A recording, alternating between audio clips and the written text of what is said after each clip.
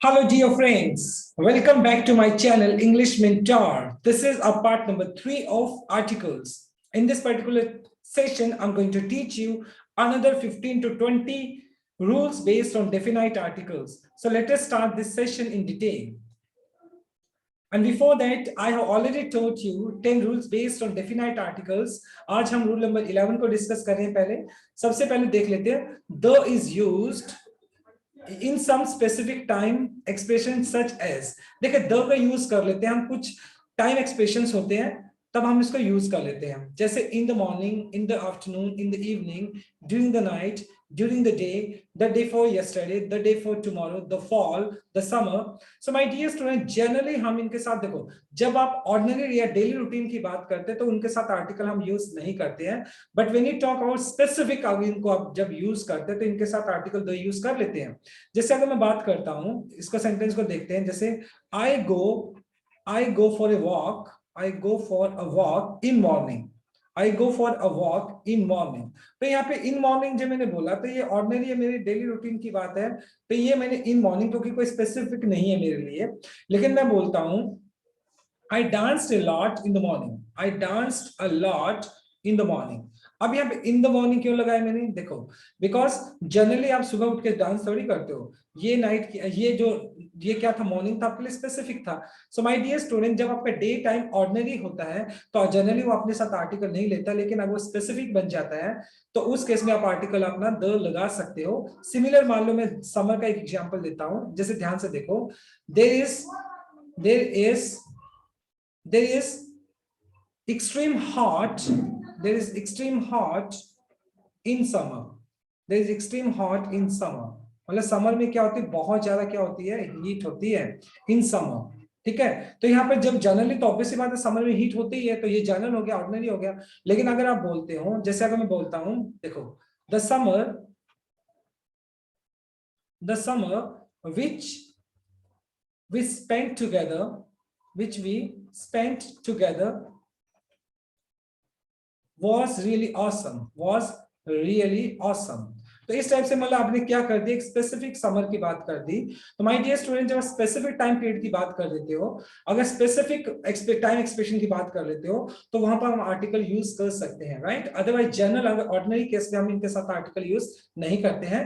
सो इसके कुछ एग्जाम्पल से वो देख लेते हैं. देखो, we will meet in the afternoon. तो जनरली आपके आफ्टरनून के अंदर डेली थोड़ी मिलते हैं, इन द आफ्टरनून, क्योंकि स्पेसिफिक हो गया, क्योंकि मीटिंग होने वाली है, right. Similar, there was a small earthquake during the night. अब हर नाइट तो क्या है, हर नाइट तो अर्थक्वेक नहीं आता, ये स्पेसिफिक नाइट हो गया, राइट. तो जब आप स्पेसिफिक टाइम पीरियड की बात करते हैं, स्पेसिफिक टाइम एक्सप्रेशन की बात करते हो, तो आर्टिकल हम यूज कर लेते हैं, अदरवाइज जनरल केस में हम आर्टिकल यूज नहीं करते हैं. Clear. Let's move on to our next rule. अब रूल नंबर 12 देख लेते हैं. देखें, जब आप कुछ यूनिक थिंग्स की जब आप बात करोगे तो वहां पर भी हम यूज कर लेते हैं, जैसे the earth, the sky, the sun, the equator, the rainbow, the universe, the pole star, the north star, okay, the north pole, likewise. तो ये स्पेसिफिक चीजें हैं, इन जैसी कोई दूसरी चीज नहीं होती है, तो ये स्पेसिफिक हो गई, यूनिक हो गई, तो इनके साथ अपने साथ आर्टिकल ये ले लेते हैं और हम इनके साथ आर्टिकल द यूज कर लेते हैं, राइट. देखो, जब आप बात करते हैं एक ऐसे नाउन की, स्पीकर एंड लिसनर दोनों को उसके बारे में अवेयर होते हैं. जब स्पीकर और लिसनर एक पर्टिकुलर नाउन के बारे में अवेयर होते हैं, वो दोनों जानते हैं किस चीज के बारे में बात की जा रही है, तो वो स्पेसिफिक बन जाता है, उस टाइम वो नाउन स्पेसिफिक बन जाता है. Please pass me the knife, please pass me the knife. अब कौन से नाइफ की बात करें, ये स्पीकर भी जानता है और ये लिसनर भी जानता है कौन से नाइफ की बात करें. तो please pass me the knife, let me go to the park. अब यहाँ पर मतलब let us go to the park, मतलब यहाँ पर राम और श्याम दोनों जानते हैं कि कौन से पार्क की बात करें, तो ये ऑलरेडी इनको नॉन है. जब किसी चीज को आप ऑलरेडी पता होते हैं, जब लिसनर और स्पीकर उस पर्टिकुलर चीज के लिए अवेयर होते हैं, तो डेफिनाइट नाउन बन जाता है वहां पर. तो वो डेफिनाइट नाउन अपने साथ आर्टिकल भी डेफिनाइट लेकर चलेगा. Open the book and do the exercise. अब टीचर ने बोला ओपन द बुक, कौन सी बुक की स्टूडेंट जानते कौन सी बुक खोलनी है, तो यहाँ पर जो बुक है वो क्या होगी, स्पेसिफिक बुक होगी, तो ये इसलिए आर्टिकल द लेकर चलेगी अपने साथ, राइट. तो इट मींस जब स्पीकर और लिसनर को पर्टिकुलर नाउन के बारे में पता होता है, स्पेसिफिक नाउन के बारे में पता होता है, तो वो अपने साथ आर्टिकल द लेकर चलेगा. नेक्स्ट देख लेते हैं 14 rule number. Before noun which has become definite. देखो कोई भी ऐसा नाउन जो स्पेसिफिक बन गया, डेफिनाइट बन गया है, जब उसको फर्स्ट टाइम यूज किया जाता है तो वो ऑर्डिनरी होता है, लेकिन जब उसको सेकंड टाइम यूज किया जाता है वो स्पेसिफिक बन जाता है। जैसे अगर मैं बोलता हूँ his car hit against wall, उसकी कार क्या आई, दीवार के साथ टकरा गई। The scratches are still visible on the car. अभी इसको दोबारा यूज किया गया कार को, तो यहाँ पर देखो मैंने आर्टिकल द की यूज की है। कौन सी कार की बात की है, वही कार जो वॉल के साथ टकरा गई थी। तो यहाँ पर क्या हो गया, the same car has been mentioned for the second time, it has become definite. जब किसी पर्टिकुलर नाउन को आप एक बार और फर्स्ट टाइम इंट्रोड्यूस करते हैं तो वो ऑर्डिनरी होता है, तो वो अपने साथ क्या लेता है, इनडेफिनाइट आर्टिकल लेकर चलता है। लेकिन जब भी उसी नाउन का सेकंड टाइम आप यूज करते हो तो डेफिनाइट बन जाता है, तो अपने साथ आर्टिकल द लेकर चलेगा, राइट। नेक्स्ट रूल देख लेते हैं। देखिए जब आप ऑर्डिनल नंबर्स की बात करते हैं, देखो दो तरह के नंबर्स होते हैं, एक तो कार्डिनल नंबर होता है, एक तो कार्डिनल नंबर होता है। जिस कार्डिनल नंबर कौन से होते हैं आपके, कार्डिनल नंबर्स होते हैं 1 2 3 4 5 6, ये कार्डिनल नंबर्स होते हैं। लेकिन ऑर्डिनल नंबर्स जो होते हैं वो कौन से होते हैं, first second third fourth fifth last next. तो जनरली ये सारे के सारे ऑर्डिनल नंबर्स होते हैं। और जब कभी भी आप ऑर्डिनल नंबर्स की बात करते हैं तो ऑर्डिनल नंबर्स हमेशा अपने साथ आर्टिकल द लेकर चलता है, तो इसके साथ हम आर्टिकल द भी लगाएंगे, राइट। देखो the fifth chapter is about ordinals. देखो द फिफ्थ, क्योंकि देखो फिफ्थ क्या है, ऑर्डिनल नंबर हो गया, तो इसके साथ आर्टिकल लगा दिया। The seventh table is reserve.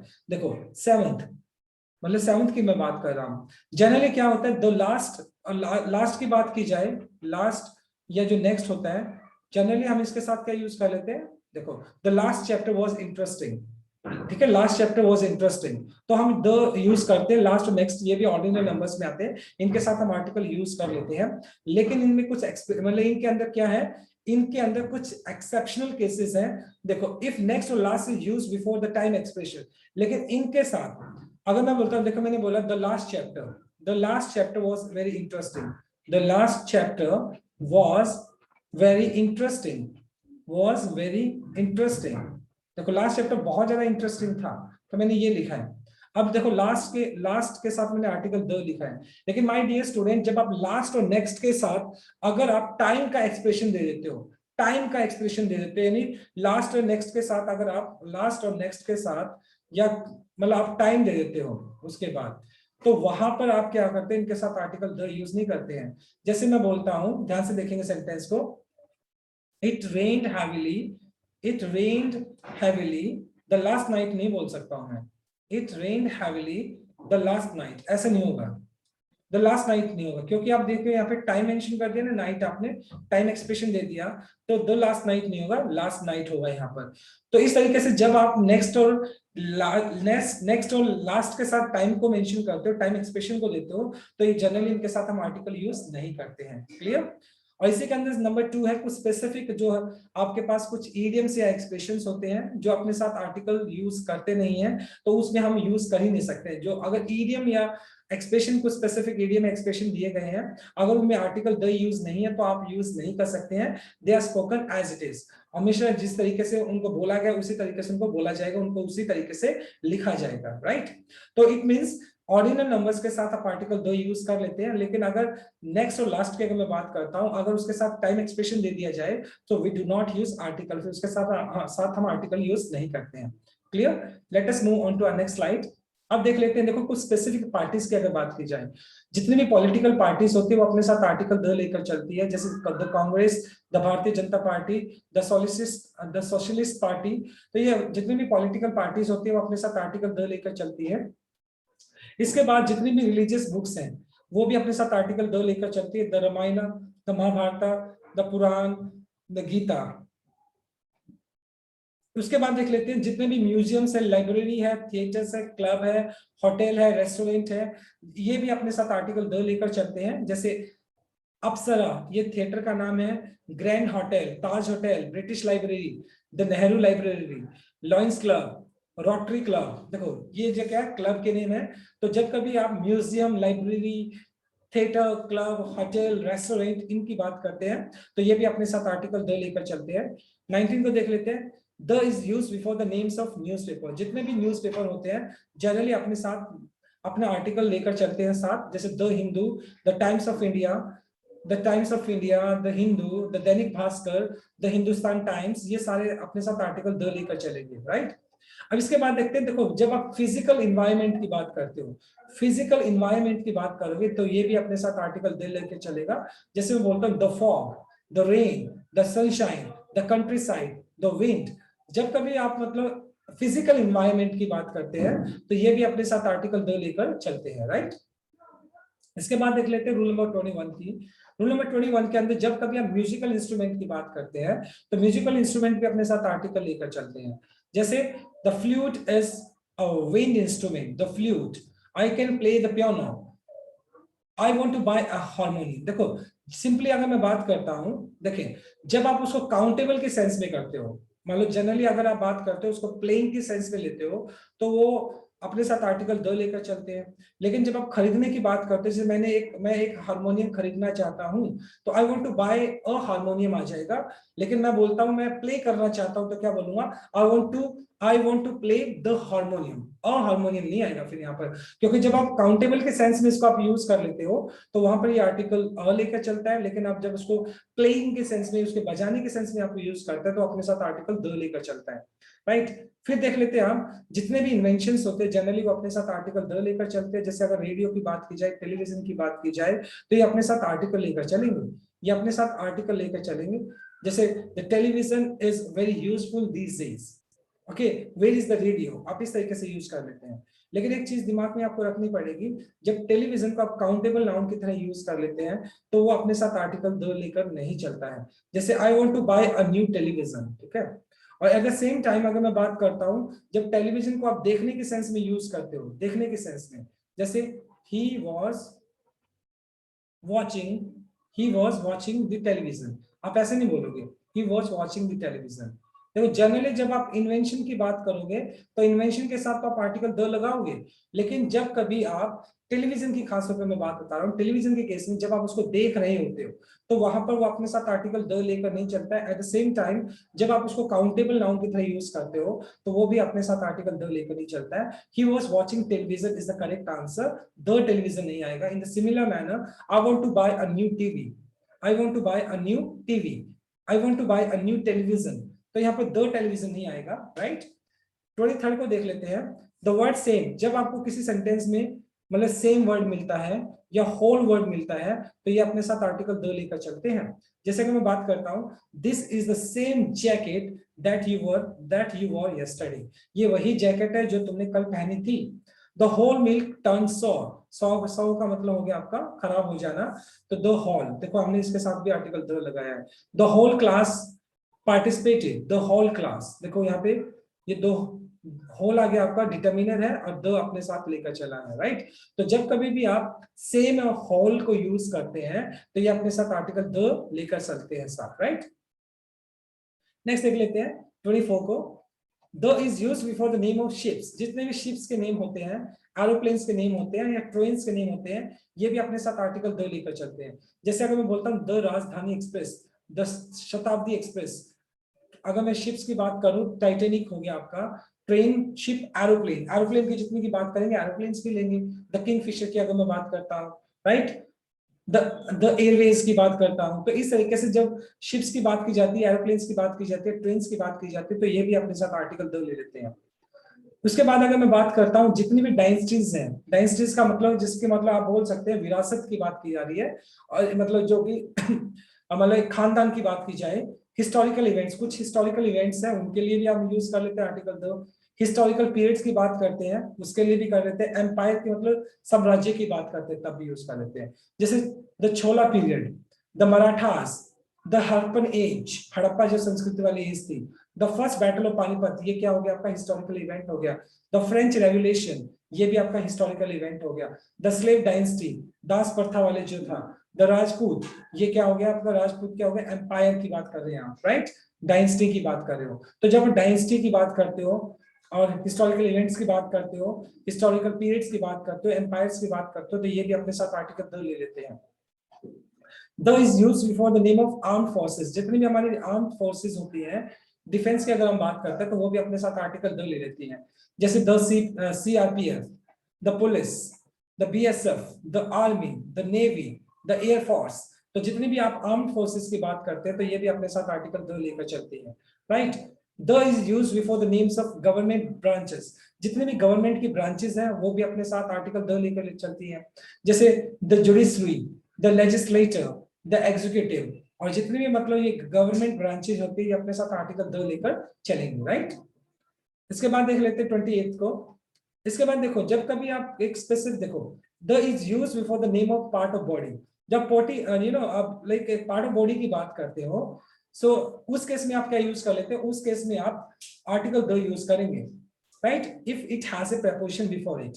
देखो अगर मतलब इसके पास मतलब इससे पहले क्या है, अगर आपको प्रेपोजिशन दिया होता है तो आप उसके साथ क्या करेंगे, आप उसके बॉडी पार्ट के साथ आप आर्टिकल यूज करेंगे। जैसे she hit me on the neck, on the neck मतलब जनरली क्या होता है, जब आप किसी बॉडी पार्ट की बात करते हो और उससे पहले अगर आपको प्रेपोजिशन दिया होता है तो वो अपने साथ आर्टिकल द लेकर चलेगा। जैसे she looked her in the eye, देखो इन द आई, अब यहाँ पे देखो, राइट। तो जनरल तो ये रूल होता है जब आपका मतलब कोई भी बॉडी पार्ट होता है उससे पहले अगर आपको कोई प्रेपोजिशन दिया होता है तो आप उसके साथ आर्टिकल यूज करेंगे। देखो ये रूल दिया हुआ आपको, प्रेपोजिशन पार्ट ऑफ बॉडी, तो जनरली हम इसके केस में यूज कर लेते हैं। लेकिन माय डियर स्टूडेंट कुछ स्पेसिफिक यहाँ पर एग्जांपल ऐसे हैं जो एक्सेप्शनल केसेस हैं, तो इनके साथ आप आर्टिकल द यूज नहीं करेंगे। जनरल क्या होता है, अगर आपको कोई बॉडी पार्ट दिया उससे पहले प्रेपोजिशन दिया तो आपको आर्टिकल द यूज करना है। लेकिन कुछ एक्सेप्शनल केसेस हैं जैसे at hand, in hand, on foot, an eye for an eye, okay, तो ये जनरली कुछ एक्सप्रेशंस है, इनके साथ हम आर्टिकल द यूज नहीं करते। अदरवाइज बॉडी पार्ट से पहले अगर आपको प्रेपोजिशन दिया है तो वो अपने साथ आर्टिकल द लेकर चलेगा, राइट। अब बात कर लेते हैं कुछ डिस्ट्रीब्यूटिव प्रोनाउंस की बात कर रहे हैं हम। डिस्ट्रीब्यूटिव प्रोनाउंस में आते हैं आपके all of, either of, neither of, each of, most of, some of, both of, half of. तो जब कभी भी आप इनके बाद either of, neither of, each of, most of, some of, both of, half of, इनके बाद कभी भी जब कभी नाउन यूज करोगे, जो कभी भी नाउन आप यूज करेंगे तो नाउन पहली बात तो वो नाउन हमेशा प्लूरल होना चाहिए, वो नाउन हमेशा ही प्लूरल होता है, और उससे पहले आप हमेशा ही आर्टिकल द यूज करेंगे, right. Let me just repeat, जब कभी आप इन डिस्ट्रीब्यूटिव प्रोनाउन के बाद कोई भी नाउन यूज करते हैं तो पहली बात वो नाउन आपका प्लूरल होना चाहिए, और उन नाउन से पहले हमेशा हमेशा हम आर्टिकल द यूज करते हैं। जैसे अब यहाँ पे देखो ऑल ऑफ द स्टूडेंट्स, देखो ऑल ऑफ के बाद आपने देखो स्टूडेंट्स यूज किया है और उससे पहले आर्टिकल द भी यूज किया है। सम ऑफ द राइस, देखो यहाँ पर तो अब राइस क्या है, देखो अनकाउंटेबल नाउन है तो इसको राइसिस तो नहीं बना सकते ना, वो तो डिपेंड करता है कि अगर आप काउंटेबल नाउन यूज करें तो प्लूरल यूज करो, अनकाउंटेबल नाउन है तो वो सिंगुलर ही लेगा और वो अपने साथ आर्टिकल द जरूर लेगा। देखो सम ऑफ द राइस, ठीक है, हाफ ऑफ द जूस ये भी अनकाउंटेबल है आपका, ठीक है, नन ऑफ द सीमेंट ये भी अनकाउंटेबल है, मोस्ट ऑफ द मिल्क ये भी अनकाउंटेबल है, ठीक है। अगर मैं बोलता either of the students, either of the brothers, इस टाइप से हम बोलते हैं। अगर आपका इन डिस्ट्रीब्यूटिव प्रोनाउन, इन डिस्ट्रीब्यूटिव एडजेक्टिव्स, ये डिस्ट्रीब्यूटिव प्रोनाउन है, इन डिस्ट्रीब्यूटिव प्रोनाउन के बाद अगर आपका कोई नाउन आता है, अगर वो काउंटेबल नाउन है तो वो प्लूरल होना चाहिए। नंबर 2, उनसे पहले आप आर्टिकल द यूज करेंगे। अगर आपका इनके बाद अगर आपका अनकाउंटेबल नाउन आता है तो अनकाउंटेबल नाउन तो हमेशा सिंगुलर रहता है, उससे पहले आप आर्टिकल द यूज कर लेंगे, राइट।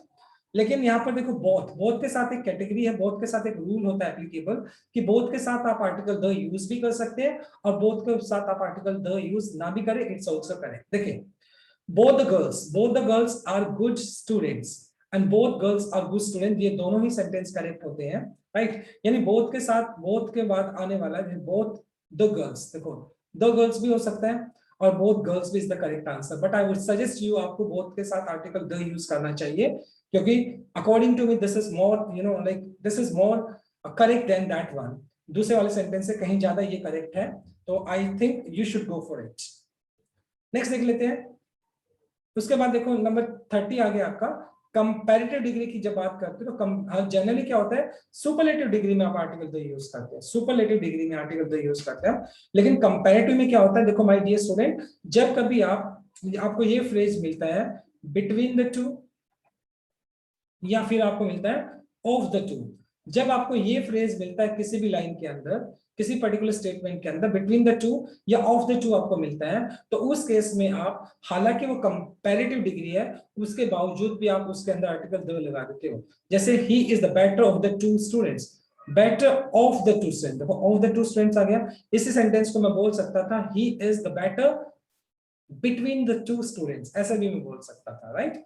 तो जब कभी आपको बिटवीन द टू या ऑफ द टू का फ्रेज मिलता है तो वहां पर आप कंपैरेटिव डिग्री के साथ भी आर्टिकल द लगा देते हो, क्लियर। अगर लेकिन जब कभी आप दो के बीच में कंपैरिजन करते हो, यहां तो दो में से भी बेस्ट की बात कर रहे थे आप, बिटवीन द टू दो में से बेस्ट की बात कर रहे हो, तो इसलिए कंपैरेटिव डिग्री के साथ आर्टिकल द लगाया आपने।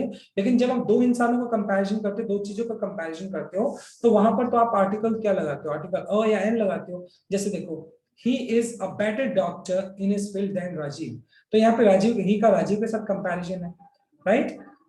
This is a cheaper version that than that one, देखो यहाँ पर, यानी this is cheaper version than that one, यानी दिस का कंपैरिजन वन के साथ है, दैट वन के साथ है।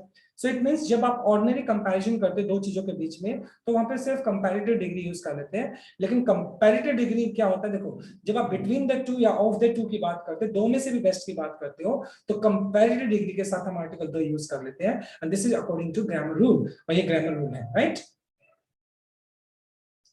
So this is all about from my side, my dear student. Thanks for watching this video. Please do like, share, comment, and subscribe to my channel. So tomorrow I'll come with another video. Till then, bye bye. Take care and have a nice day.